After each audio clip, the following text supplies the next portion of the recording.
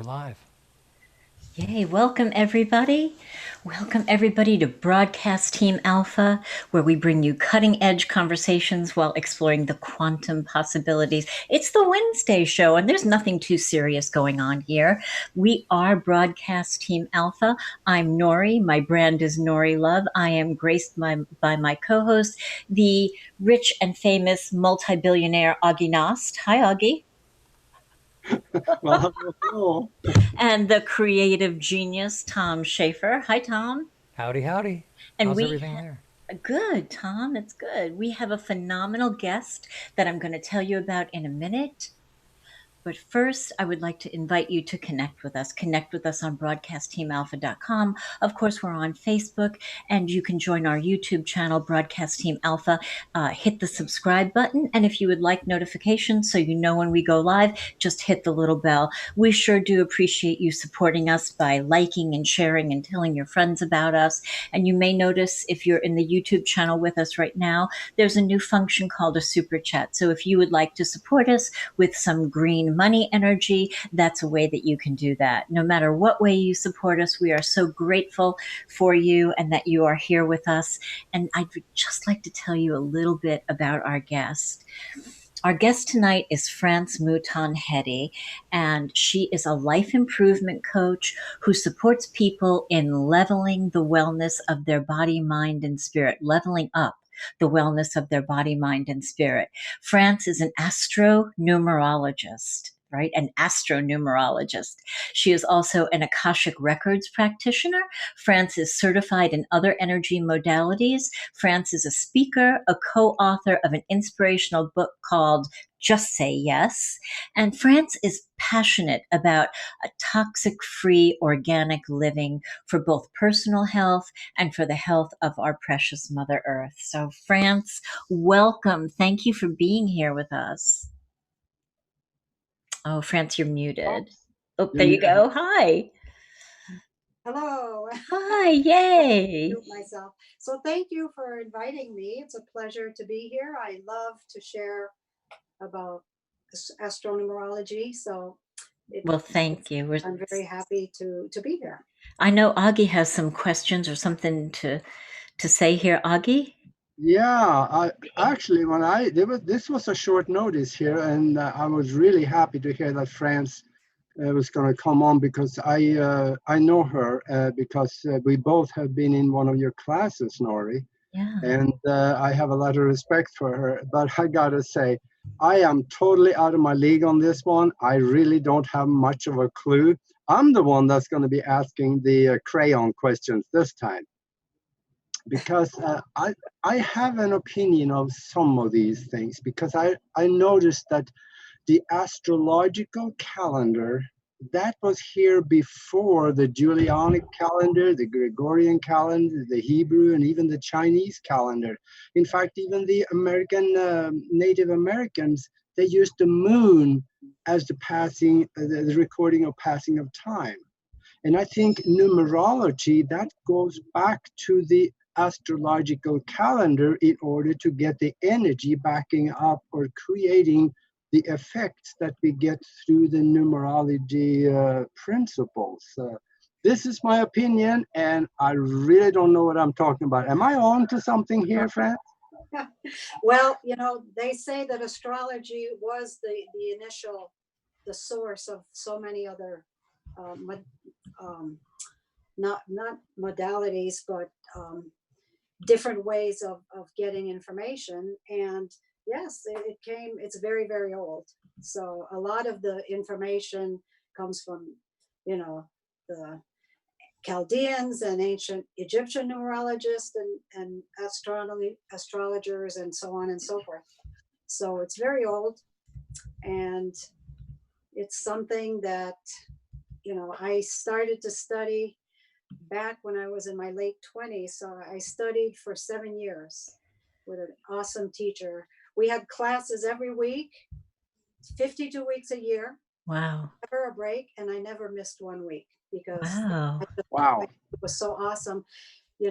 Repetition is always valuable because when you're doing something like this, you're always looking at so many different elements that are pulled in. And so even though you might be talking about someone who's Pisces or Aquarius, you're going to have different configurations. And so different things would come out of my teacher's head, and it was phenomenal. So I didn't want to miss. And it was just something that the time and money that I spent in those 7 years, I would not, you know, give up for anything, because it's brought so much of a way for me to understand not only people, but what's going on in life. Yeah. So it's so valuable, so Yeah. valuable. Yeah. And I know, over the years, I've had numerology sessions, I've had my astrology chart done. But when I had my session with you, France, and you pulled it together with the two of them, that's probably the best, most rich and all encompassing session that I ever had. It was really, really good. Thank you. And so Oh, I yeah. agree that bringing in, because for a number of years I was focusing mostly on the astrology, but then when I began to explore the numerology tied in with it, I studied with an astronumerology teacher, and that just, it does open up so much more. So yeah. And it's a little fortuitous that we have you here tonight on the eve of the 8-8 gateway, right? The Lion's Gate gateway. So what Exactly. what is that? Okay, so that's a great starting point. Um, every year, this is something that happens yearly, okay? And 8-8, of course, refers to August 8th. What happens is it's a number of days that comprise the gateway, the Lion's Gateway. It's called the Lion because we're in the sign of Leo, and Leo's the lion. And so in 2019, the gateway started. What it is it begins to open, and on 8-8, it's completely at its, the peak, and then it starts to close down again. So it's going from, it started on July 26th, and it will be completely closed up again on August 12th. So every year, this is considered to be like the beginning of the spiritual year. It's the time where Leo, of course, is light from the sun. The sun rules Leo. And so we have more light during the month of Leo than any other time during the astrology year. And because of that, there's more opportunities for us to, it's part of the, every year we get a little bit more, because we're all evolving. The whole world, the universe evolves, right? And so every year at this time, that's when we have all this extra energy that comes to us, and it's coming from Sirius, the star Sirius.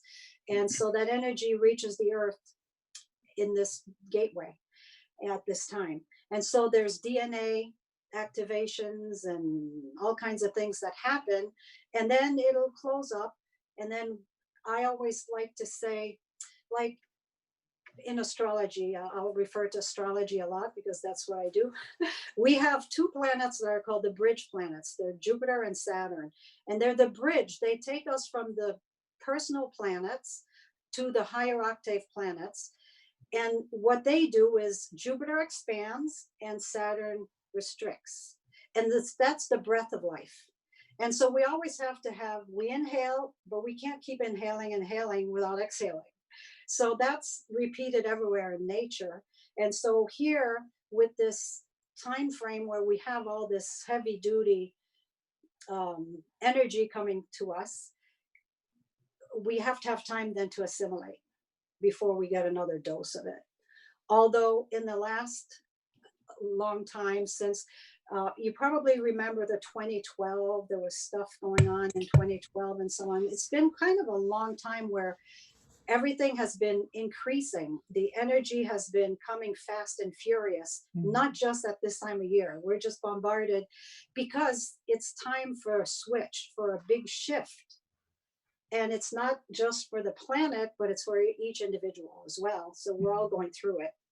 And so we just keep having um, challenges, sometimes we could call it that. Mhm. And then we just, we get through it, and then we have a breather. And like Aage was talking earlier about the moon, where we have the cycles of the moon. The there's 13 lunations in a calendar year, Mm. and we go from the new moon, 2 weeks later, a full moon, back to the new moon. So those are the two more important points in the month, according to the moon. And so we get stuff again. Those are the points where we get more happening. So then the weeks in between, we have a little bit of a breather. That's when we can assimilate. So you see that repeated a lot. So Mhm. with the gateway, what's happening is, the ancient Egyptians were talking about this gateway and noticing what was going on, and the increased light and so on. And what happens is, it's when Sirius rises at the 8-8 gateway, Orion's belt is exactly aligned with the pyramid at Giza. Wow. Okay, so that happens every year, like I said, but it's that cycle that we go through all the time. And it makes it look like Sirius is closer to the Earth, but that's a little bit of, I think, an optical illusion. you know. Uh-huh. But so there is extra light coming in at that time. That's And interesting. the Leo, the lion's gate, Leo, the lion, is all about the heart.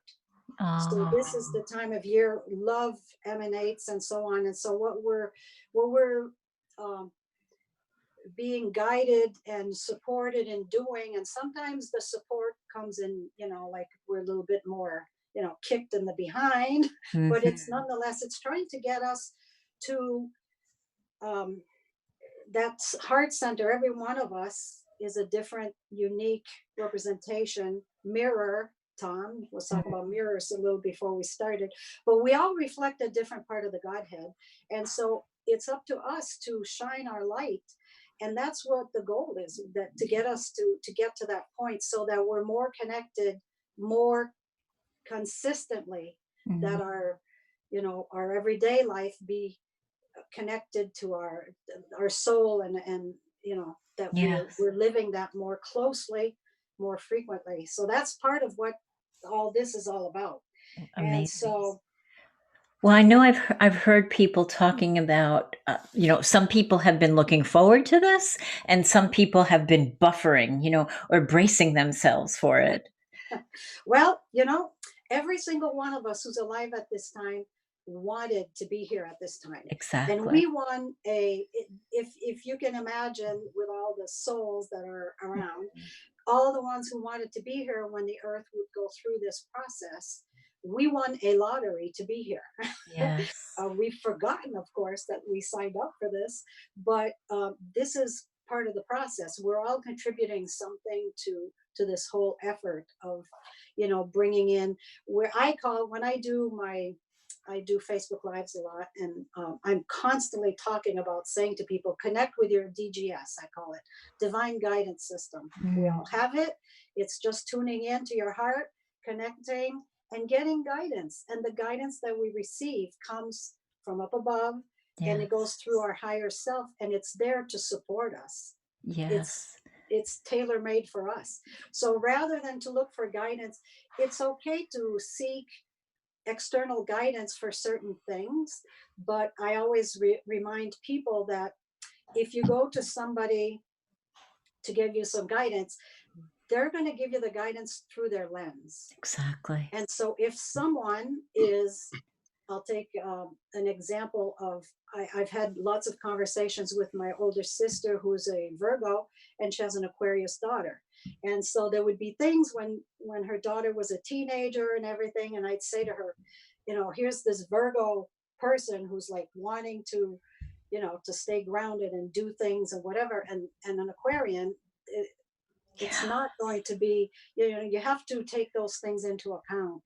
So Yes. that's why um, getting our divine guidance will always be correct for us.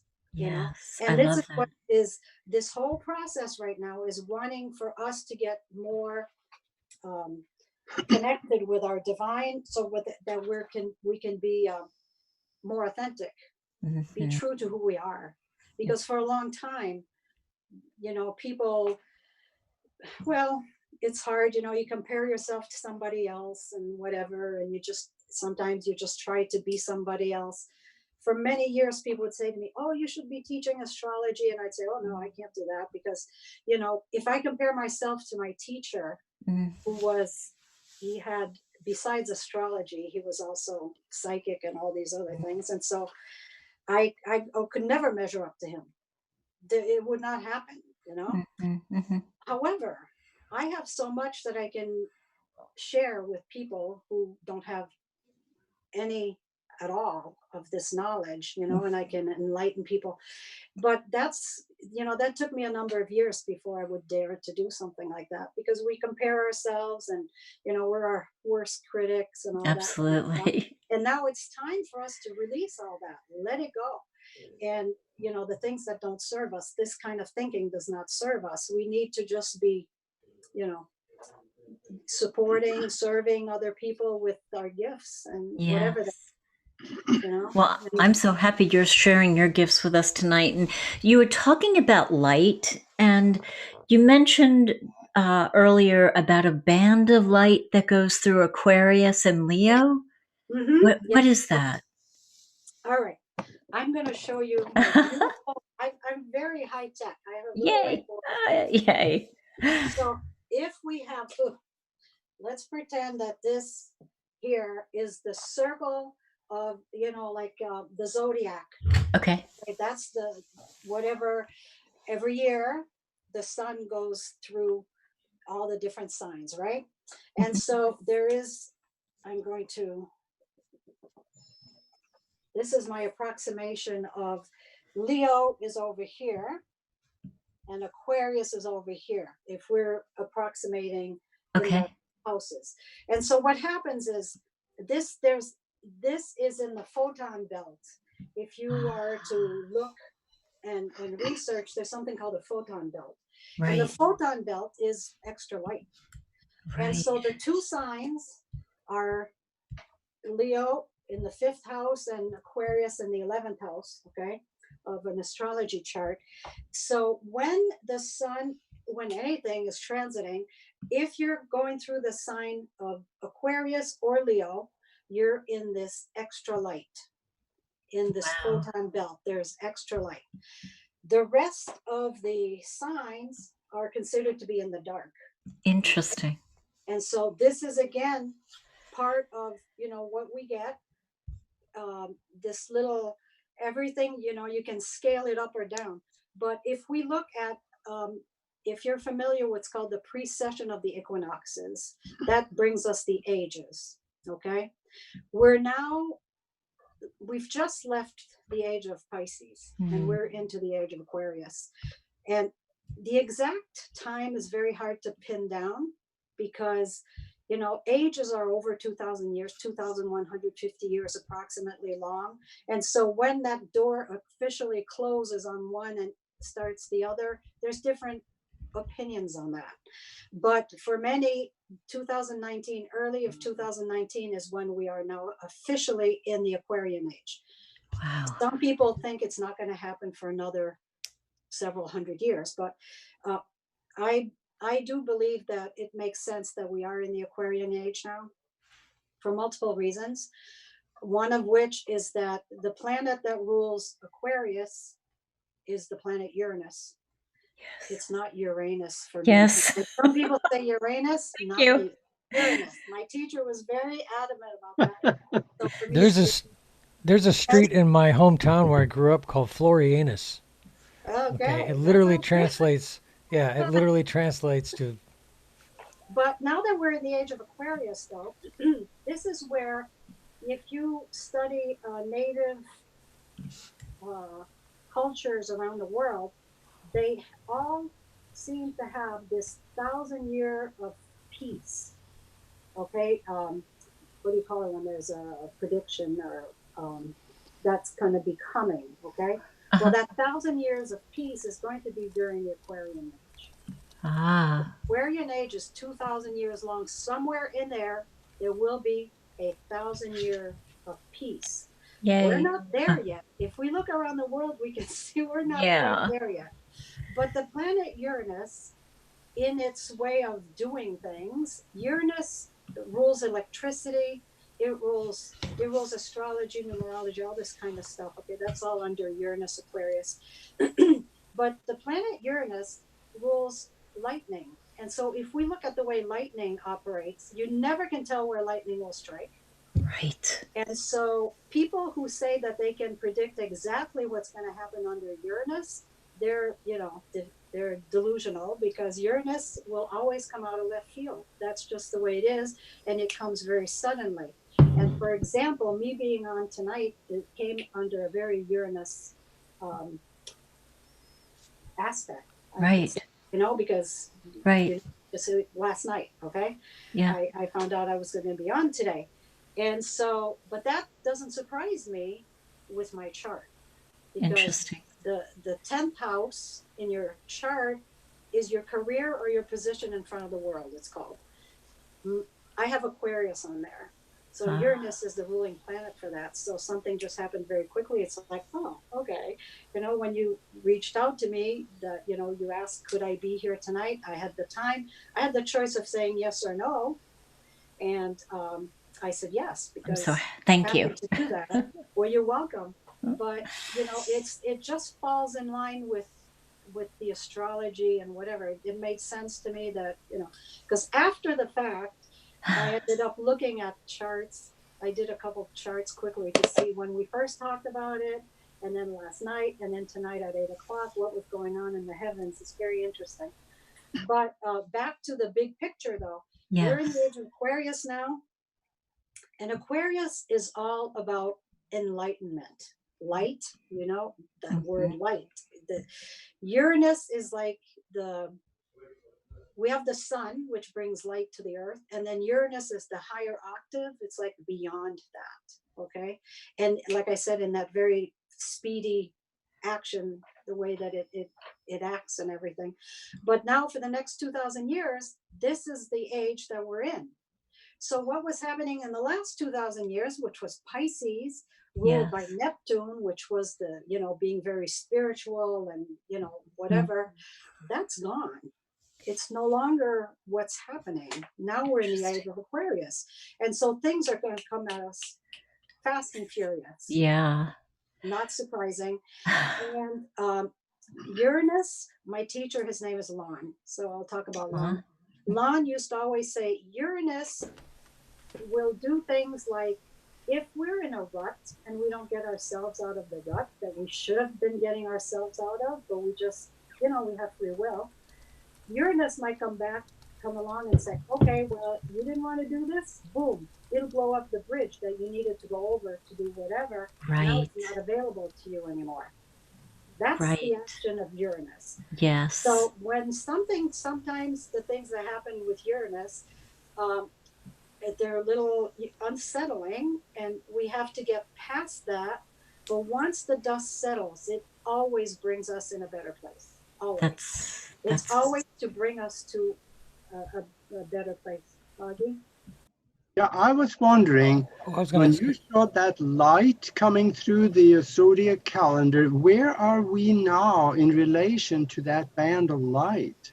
Okay, so right now, if we're looking at for the age of Aquarius, we're just at the very beginning of it.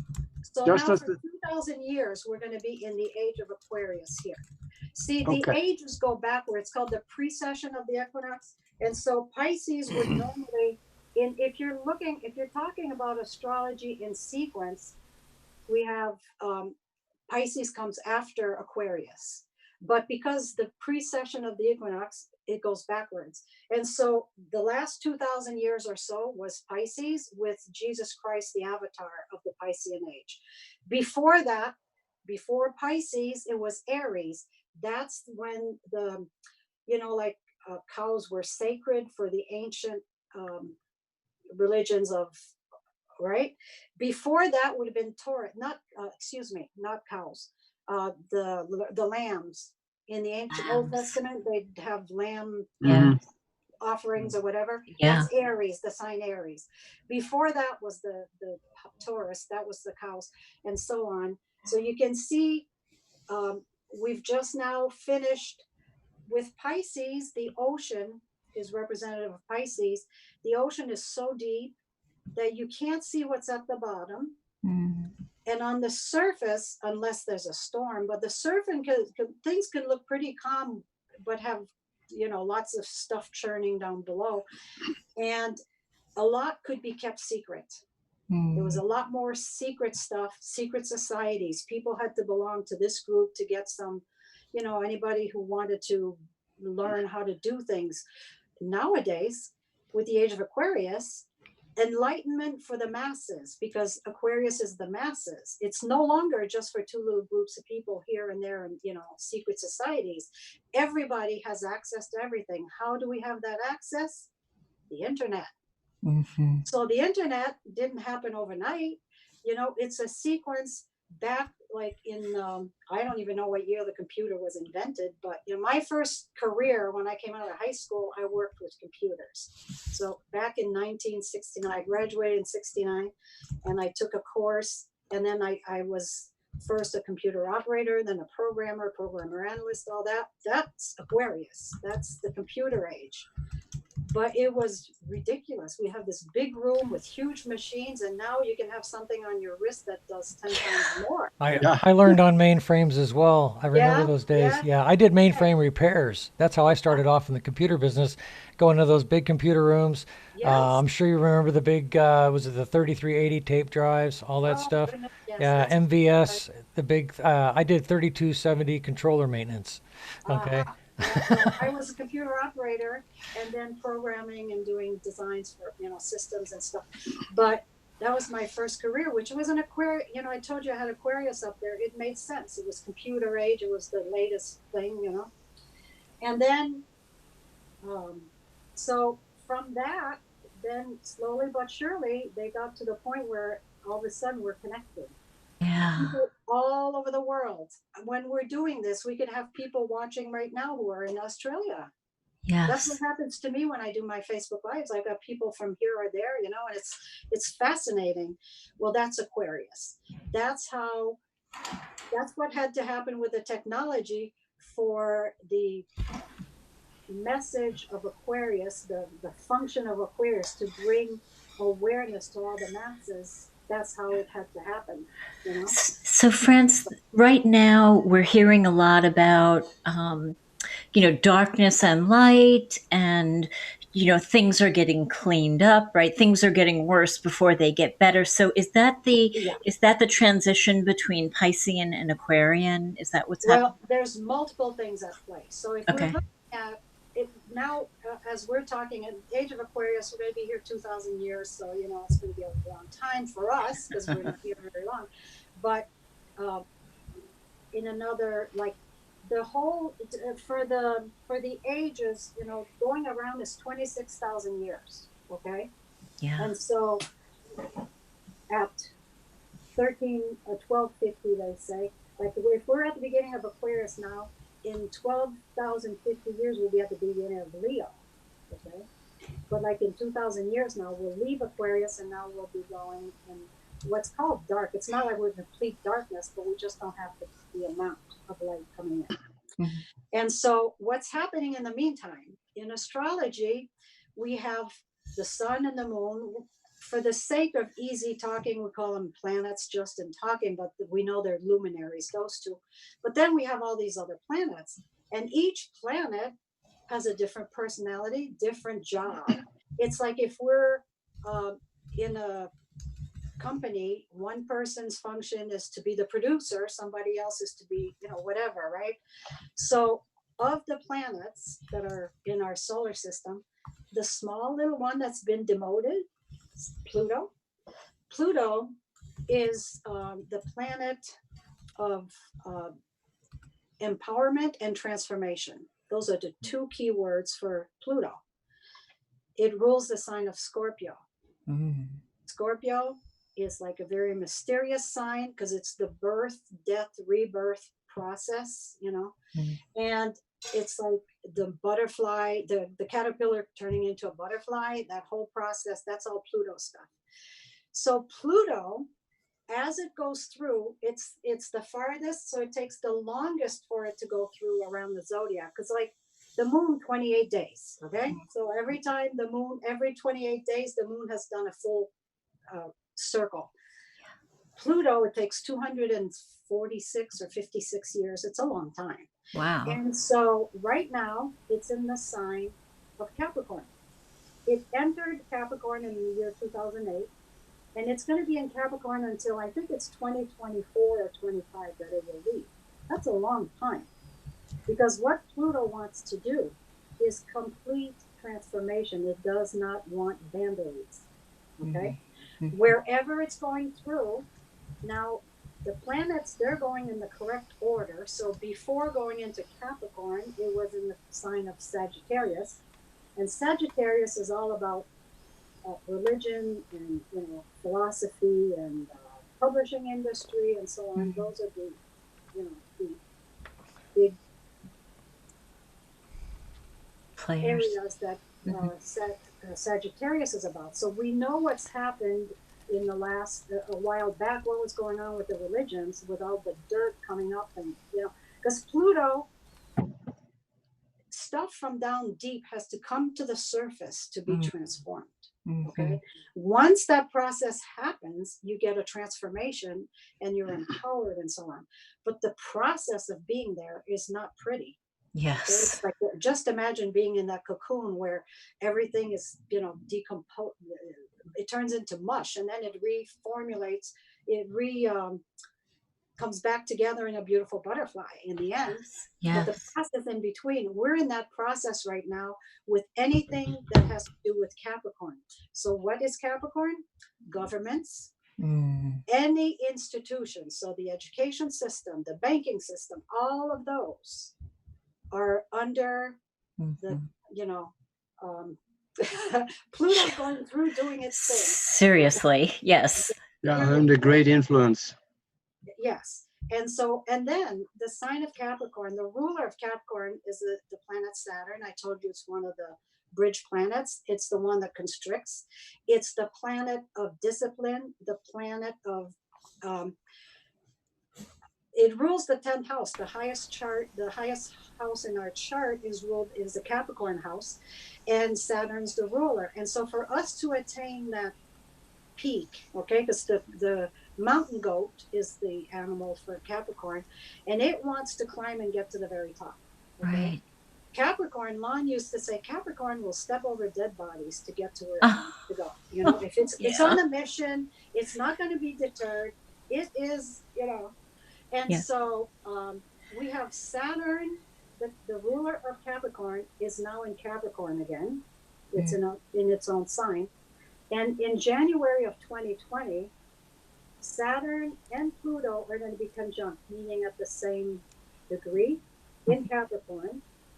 And that's going to be a big thing. It's going to be like, I don't know, over 500 years, they say, since something of that caliber has happened. Wow. And it's in that. So we've got the planet of transformation and the planet that wants to, with Capricorn, it's an earth sign. It's the highest of the earth signs, and it's the discipline and, doing things. But once you get there with Capricorn, you put in your time, you earn your, it's like there are two signs that have to do with being true leaders. Leo is born with a crown on its head, sort of, that kind of thing. It's royalty. And Capricorn has to earn it. Hard work. You just keep plugging at it. You're climbing that mountain. But when you get there, you've got it. No one can take it away from you. So we've got the Saturn and the Pluto are going to be working on, all these areas I said, like the governments, the economy, the finance, all those things, education, banking, insurance, all those things are undergoing a transformation right now. So you mentioned, I'm sorry. So it's going to come to a head in 2020. 2020 is going to be a big year. Yeah. It's probably not going to be the most comfortable time, but when we know these things, this is where the knowledge and the awareness Uranus is awareness. Astrology brings awareness. I like to bring awareness. Once we know what's going on, we can understand better. And the way to get through these periods of storm, there's always an eye of a storm, right? When you're looking at a weather map and you see these hurricanes, there's a circle where there is peace in the middle. Yes. So when we tune in and we connect to our middle and to our divine, that's how we can get through. Instead of, being Right. totally unbalanced by whatever's going on that we see in the 3D that we can see and, Right. Get whipped around by that. Yeah. Yeah. And so what we want to do, this is why it's so important for us, like this, the gateway right now is preparing us for what's going to be coming. It's saying, you've got to do this. You've got to do it. Shine your light. Do what you're supposed to do, because that's what you're here to do. Express who you are and connect. And then just know, and so on and so forth. So they're all working together. Uranus, the planet Uranus, a year ago, I don't remember the months, but it went into the sign of Taurus. It had been in Aries. And Uranus spends 7 years in each sign, because it's an 84 year. Okay. So it had been in Aries. Now it entered Taurus, and then it went retrograde. So it went back to Aries for a while. And now it's officially in Taurus, for 7 years. Well, Uranus is bringing change to whatever sign it's in. So it's not a transformation, it's a change. A little bit different, but the end result is there's change. What's the difference, Frances? Is change harder than transformation, or? It's just, they're just a different approach to it. Like I said, Uranus will just, strike and say boom, and, Yeah. it's going to disrupt. Uranus is a disruptor. Yeah. But for the purposes of getting you to where you want to be. Pluto is making you go in and do all that digging. That's why so many people are doing a lot of that inner work. Yes. Because that's what we need to do with Pluto. Uranus doesn't care about that. Uranus says, you've been spending 5 years now. I'm sick and tired of it. Oh, it's gonna move you. Yeah, they take the remote and change the station on your life, right? Yeah, so there's a little difference in their way they're acting. But now, being in Taurus is the first of the 3 earth signs. Taurus is all about our values. All our values are being changed. Mm-hmm. So within the next 7 years, our value systems are all going to be different. Uranus is going to see to that, because, and it's our values, food, because Taurus is when we're planting food and everything. And I'm hoping that what's going to happen is that we're going to have healthier food. Yes. Yeah, by the end of this Uranus transit. Money, it's also money. Okay, so you can see how things are changing in the areas of what Taurus is all about, because Uranus now is in there, and that's, so when we look at who's doing what, there's a lot going on. Yeah. And all of them are working in each doing their own little thing to bring us, to move us, to have us get more in the higher energies, or yeah, but they all have a different modus operandi, I guess we'll say. Wow. And we can certainly see all this playing out, Yes, on the global scale. Yeah. And then you can bring it down to whatever's happening on the big scale, is also happening in your little community, in your own little, yourself, in your house.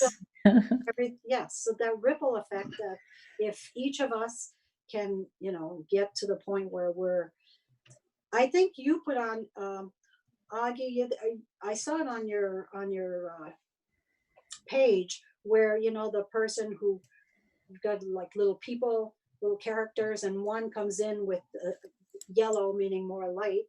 And frame, there's a few more, and by the time, it's like that ripple effect. One person can have a very positive effect, or a very negative one. But what we want to do is, right now, we're just being told, tune in. We want to come from love and just spread that, and get happening together. I'm thinking for the people out there listening to this, kind of thinking like, gee, I got to talk to her because I need some information on something that I'm doing here. Is this information so accurate that you actually can say, let's say I have a friend that wants to know, let's say next month, what part of next month would be a best day or a best period of time to start a new project or a business? So that's where the numerology comes in. There you go. Yeah. So what I do is I have a membership site where I every Sunday night I put a Facebook Live out and I call it the week ahead, and I enumerate the numbers and the energy for each day of the week coming, and I highlight a couple astrology things. Like today there was this magnificent Sun trine Jupiter. A trine is the most beautiful aspect in astrology, and it's from the Sun and the planet Jupiter, and Jupiter is like the one that expands, and we nicknamed him the cosmic Santa Claus or like that. So a trine between those two is beautiful. So we feel good. We have, we feel more joy and whatever with this aspect today. So I do a couple of those for each week, and then I also talk about the new moon and the full moon. I do Facebook Lives to explain those, so that people. And what I'm working on a new project which I haven't really announced yet, but I want to put out a planner that's going to have some of these things in there, so that when people are listening to me and when I tell them what's going on, they can notate and see on their calendar for next month. Okay, at the top they're going to record what their numbers are. That's great. Because we all have our numbers. Okay. So in other words, if you were going to open a business next month, which day would you pick? You could look at all that and say, okay, and I would probably look at it a little. I would look a little differently, because I would look also at some of the astrology, because that's me. Yeah. But the numerology will tell a lot, because if you know which numbers are your 3 key numbers, then we look at what are called universal numbers. So like right now we're in the month of August, right? So that's 8. Mm-hmm. But our universal year 2019 adds up to a 12. Mm-hmm. Okay, so 12 plus 8 is 20. Mm-hmm. So this month of August we're in a 20 month. Okay, the energy of 20 is for the whole month. It's in there. Okay, so we'd look, there's something there. 20 reduces to 2, so the energy of the 2. And when you have a 0 with a number, it means you have the support of the universe or God with that. So you say, okay, so I like that month. So then you look in and you say, you have your own personal cycles. And I had a class that I taught on how to calculate those. And those people can plug those into the planner and say, it's an 8 month for the universal month. Okay, for the universal month, is 20, because it's August is 8 plus the 12 for 2019. So 20 is good for everybody this month. Okay, but what is it for you? You particularly, you can calculate what cycle am I in for my month. Mm-hmm. Okay, so if that's a good match for what it is you want to open your business for, you say, okay, August is a good month. So then you look at the days, and so you can bring it in like that and just figure out. Yeah. And so, just to recap, because the beginning of the video was on private, so the whole part about that I had a session with you, and I've had numerology and I've had astrology, but having them together with you was the most comprehensive, and I don't know. It was deeply meaningful for me, Franz. I mean, you gave me information that nobody has ever given me before. You helped me to connect a lot of the dots. So, people. What I do, what I was taught, and what I do, I don't want to have people come to me and say, when am I going to meet my true love and all that kind of stuff. No. I do what I call spiritual astrology. Mm-hmm. I look at the chart. And what is this chart talking about for you in this lifetime? What is, like the three key things in an astrology chart are your sun, your moon, and your ascendant. Now you need your name, your birth time rather, to calculate your ascendant and what's on each of the cusps of the houses. But if you don't have that, we do another style of astrology that gives us some information as well. But the planets, they're in the right places and so on. And so we can get a lot of information, and it's very beneficial because it will tell you what is it that you're here to, what should you be working toward in this lifetime? What should you be leaving behind? Because it used to work for you, but it's no longer what you should be doing. And knowing these things is very significant. So that's the kind of stuff that I like to get into, because it helps people to know who they are more deeply. And it's the self-discovery, self-awareness that it can bring to do that. And with also not only the astrology, but the numerology that's woven into the readings, it gets very powerful. Oh, it's so powerful. And even if it just, even if you know why you're here or what you're here to do, it's so confirming. It's so affirming. Right. Yeah. A lot of times when I have a session with somebody and they just keep saying, "Oh yes," it's ringing true, because it's the blueprint. Yeah. That's who we are, and it's like astrology doesn't force us to do anything. It's a roadmap. It's like, if you know where the pitfalls are, and if you're going somewhere and you know that there's construction on, I don't know, Route 90 is a construction for 20 miles, but you can go on this one, and maybe you're going to choose to go a little bit slower because it's not the super highway, but there's no construction, you keep moving. It's your choice, right? So that's what astrology can do for us. The roadmap, numerology and astrology can give us that information on certain things in our life. It's very beneficial. As big as, and like we talked about, we can see what's happening in the world from astrology as well. But then when we look at the blueprint, when we're talking one-on-one, we're looking not at what's going on right now so much as what is your blueprint, and what is it saying about you? So, friends, I just want to go back to your paid membership site where you look at the week ahead. Yeah. Where can people find that? People have to connect with me, so they can private message me. That's probably the easiest. Mouton Heady, like the Facebook Messenger, that's the one that I get notified on, and that's the easiest. Or email, and in the subject, be sure in the subject that you tell me that it's something, so because there's so many emails that, sometimes if I don't recognize things, but, put down something about astrology or whatever. And so I call that my Starwise Insights, my membership name. That's lovely. Yeah. And what it is, like I said, it's just such good information for us to be able to do some planning, and if not planning, at least understanding. You can understand what's going on. And then I also I pull a card every day for a message for that day. And so yeah. Oh, that's great. One of the things I do, and then I do some sessions.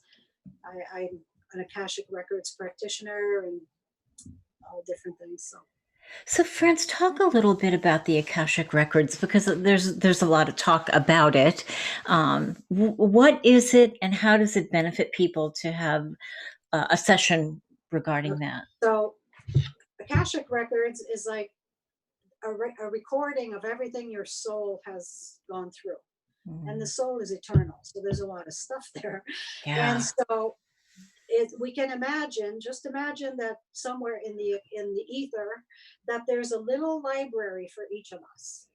And so your Akashic Records have a guardian, and the guardian does not allow anybody to go into your records unless you give permission. So if I do a session, Akashic Records session with somebody, at the beginning, they have to say that they give permission for me to enter. Otherwise, I'm not going to be allowed to go in there. Once you get into the Akashic Records, there are guides. They're like the librarians. and you can ask questions of the guides. So the way I do my records, I work through astrology. I have the person's chart, and I have a deck, an astrology deck, that as we're, the person's asking whatever they want, I'm posing the question to the guides, and the card that's being shown to me, I go to that in the chart to start the interpretation and get the information coming out. It's pretty phenomenal also. Wow. Yeah. Wow. And so that can, with the Akashic records, sometimes you can get to situations that are from different lifetimes ago without having to go through and all the details of it. That's you great. can get to the source of it and get a way to release that. That's to great.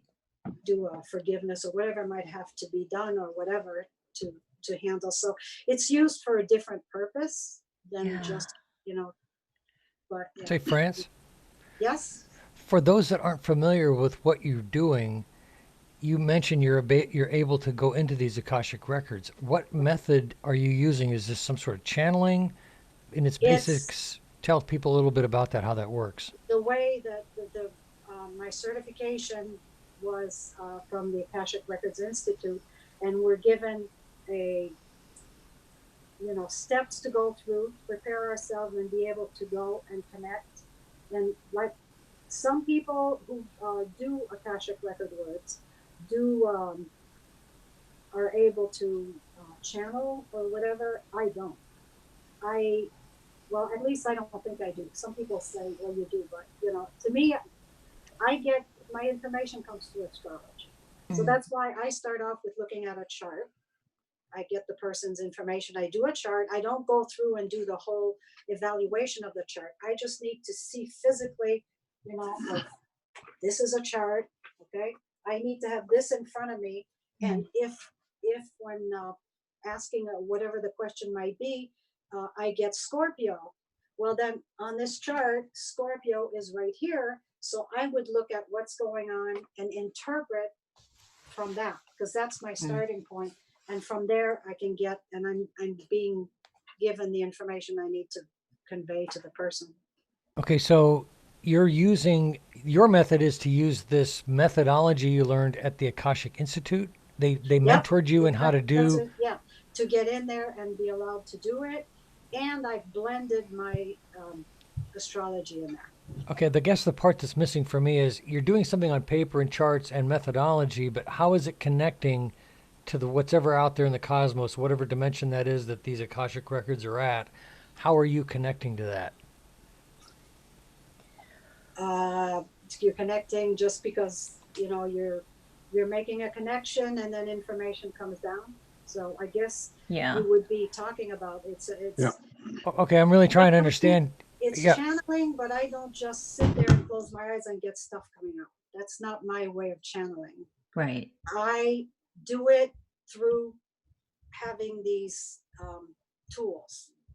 Okay, so it's a combination of the methodology and I guess an intuitive understanding of the methodology that helps you get there. Is that? Yeah, for me, because when we were in class, we would all have to figure out how things worked for us. And I don't have, I'm not clairvoyant.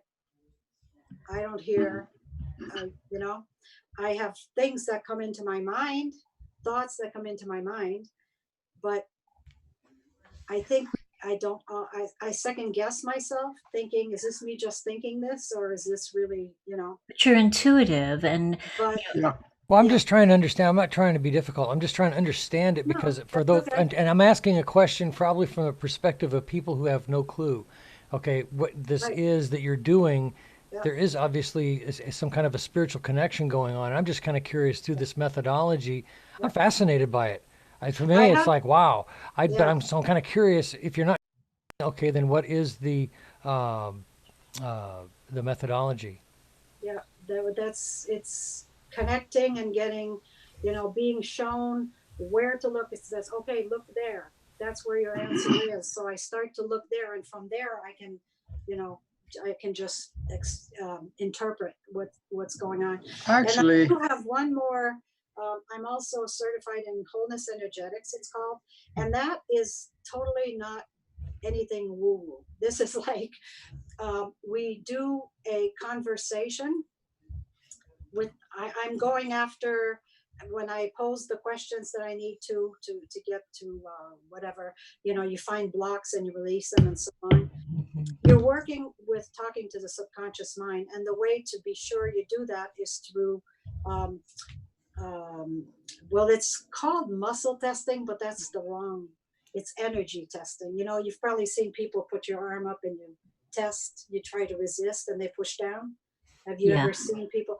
Kinesiology, yeah. It's kinesiology, but people call it muscle testing. Yeah. So when you're doing it in person, you can do that to check to see if, because that'll tell you if the person is answering through their conscious mind or their subconscious. And so you're going to the subconscious mind to get to the truth of the matter. And then it's such an interesting modality, because I used to be a teacher, English as a second language teacher, and they have these books for children. They're chapter books that are like you self-direct your story. You come to the end of a chapter, it'll say, okay, if you want him to do this, go to page such and such. You have a couple of options, and you just every time you read the story, you can go a different way and you have a different story. I can't imagine writing that kind of a book, but some people do. Wow. But this kind of reminds me of that, because as you're working your way through the steps in wholeness energetics, you have a whole slew of different things that you can draw on, and it'll tell you which one needs to be applied for this, and so it takes you when you go here or you go there to do the release and so on. Very interesting. It is so interesting. That's another, yeah. So, Fritz, I have had the blessing of having a session with you, and you are not just the sum total of your certifications. I mean, you are a deeply spiritual, deeply connected practitioner and person, and I think, just from an outside view, it's like you use your gifts in astrology and numerology to bring the information down. Yep. Would that be fair to say? That would be very fair to say, Yeah. yes. Yeah. I see everything, like I always turn to astrology and numerology for things, because I've lived it so long. Yes. yeah. Let's see, 80. That's a long time. I've been, doing this, and I've been shown so much. Yes. And so after a while, you get to see it. And I can see some connection to science in what you're talking about, because if we reach into quantum mechanics, I can see how this can actually be explained because of the self-aware, multi-dimensional mind-created universe. Everything is mind, and on top of that is that every level of existence has its library. Well, we have libraries too, and that's what we call them.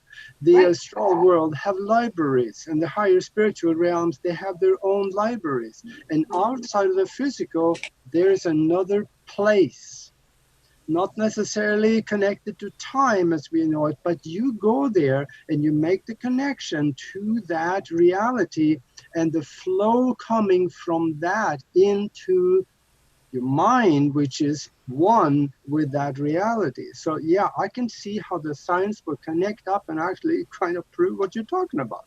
Yeah. Astrology is like an art and a science, and there's so much to it.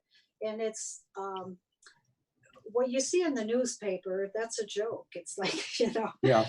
It just gives you a little paragraph on, everything from Pisces, and we all have every sign in our chart. So somewhere in everybody's chart is Pisces. What's going on for Pisces means that for me, where my Pisces is, that the areas in the chart, the houses show us what areas of life are going to be impacted. Yes. Okay.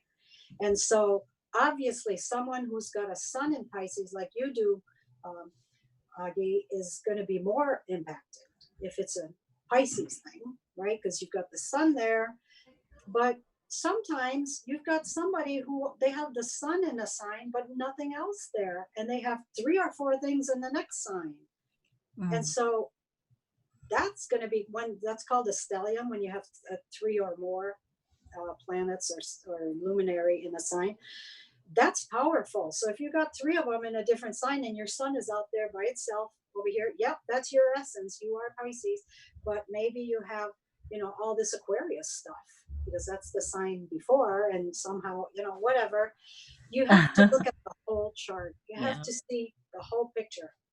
It's like if someone's trying to diagnose and all they're allowed to look at is this one tiny little thing called your sun sign, and you have all this big thing. It's very hard to.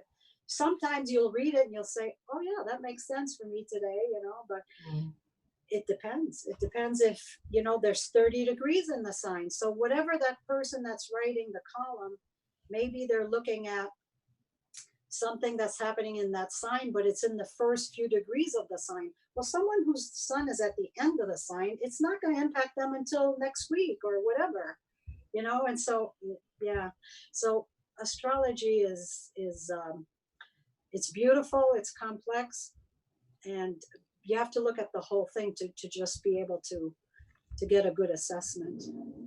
So, friends, just curious, what is the importance of the rising sign? Is that when we have our ascendant, it's called ascendant or rising sign. What that shows is what you're here to express in this lifetime. Interesting. So, like for me, I have Taurus rising. Taurus is all about values. I'm here to deliver values. I am not interested in ever doing something that's not valuable. If I'm doing something with that, because that's my ascendant says that, it's like it's Taurus. And someone who has Pisces rising, that's all about understanding. So they're here to, bring understanding. Someone who's Aquarius rising, they're here to bring awareness, because that's what Aquarius is. So it shows us what we're here to express. That's our expression. And the rising sign is the cusp or the doorway to the first house. And the first house is our physical body. So we have traits. A lot of times people might be one sun sign, but they look like some other sign. It's because it's your ascendant is what determines what your body is like. I don't have much of a neck. Taurus is a cow, right? They don't have big, long, like when you see, there's one girl on TV sometimes, I don't even know who she is. She's got the longest neck. And I have like hardly any.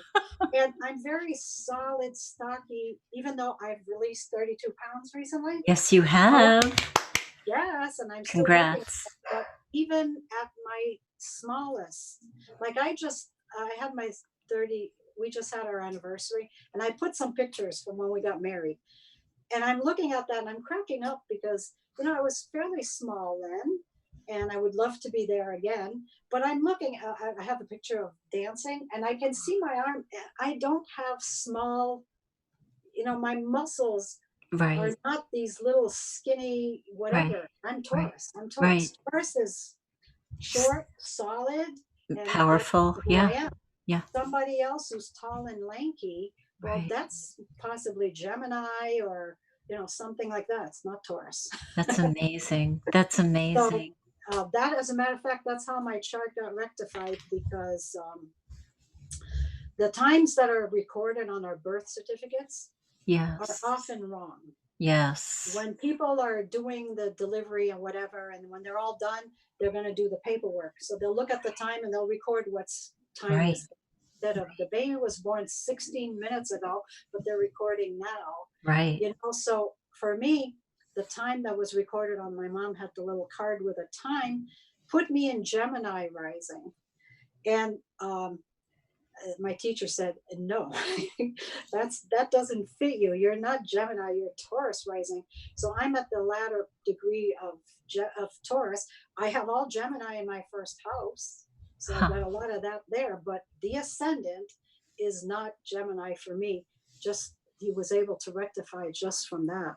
Wow. So, yeah. It's so amazing, and it's so much more than, a daily column in the newspaper. And Exactly. you are such an all-encompassing coach and practitioner, because you work on the body, the mind, the spirit, and I know that you're really really into really you promote an organic life, and you have very special essential oils that you work with. And Yeah. anybody who wants to find France, you can go to francemoutonheady.com. I've put it in the chat several times, and France is on Facebook, and Yeah. France's book is Just Say Yes. Yes, I'll show you my cover. This is Yes. Just Say I love Yes. it. Congratulations. Thank you. This was Yeah. something like when we plant seeds, it takes a long time sometimes. I Mhm. wanted to have something of, an inspirational message out. And this showed up for me. I found out about this opportunity to work on a collaboration. And so what do? I, of course, turned to astrology. Would this be good for me? Yes. Okay. So then with my numerology, there's something I can do, which is to see if a name is a fortunate name, because we have fortunate names and not so fortunate names. And Really? so anytime I do anything, I put something out, I always have to make sure that it turns into a fortunate name, number. Yes. So this book title was already chosen, it was already set. So I did the calculations and it was like, yes, it is. Okay, well then I'm going to do this. But I wouldn't have done it. If the name was not fortunate, I would have passed. Wow. Because for me, since I have this, to me, if I don't use it, it's like Yes. buyer beware kind of a thing, right? Yes. If it's like, yeah, take the time, so it takes me a few minutes to do the calculations, and I see, oh, okay, it Yeah, but matches. there's your values again.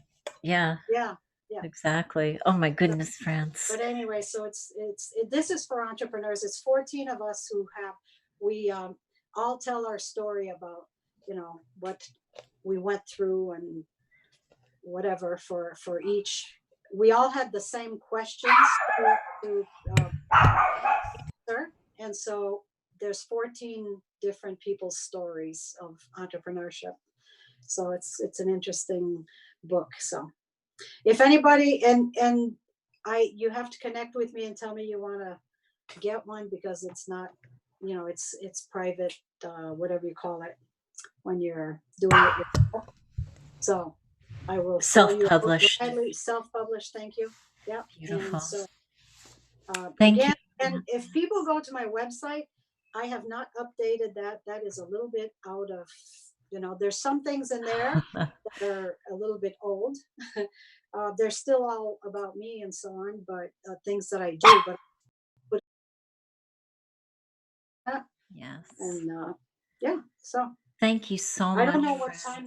How are we doing for time? Yeah, we're over, but Oh it was my worth goodness. it. It was worth it. 9/11. 9/11. Yeah. Who's 9/11? Hey, Tom. Thomas. Time to stop. So thank you very much for having me. Thank you, France. I'm a little excited. Thank you. It was great as usual. And Aage, you want to take us out? Yeah, we enjoyed this, and I sure hope the listeners stayed with us and they enjoyed it too, because there's so many things that we can learn that you don't find anywhere in the education system and in the books and libraries mostly, because we got to go to people like France to find out, because they have studied what's behind the curtain. I bet you stepped out of the box decades ago and found out some of these things. So now we will be ending this show, and then we'll be back next week with another one, an exciting show. And I guess we'll keep it a secret, because I don't even know who's going to be next week. So it'll be a secret until then. So Thank you, France. See you You're then. welcome. Thank you. Have a good night, everybody. Bye-bye.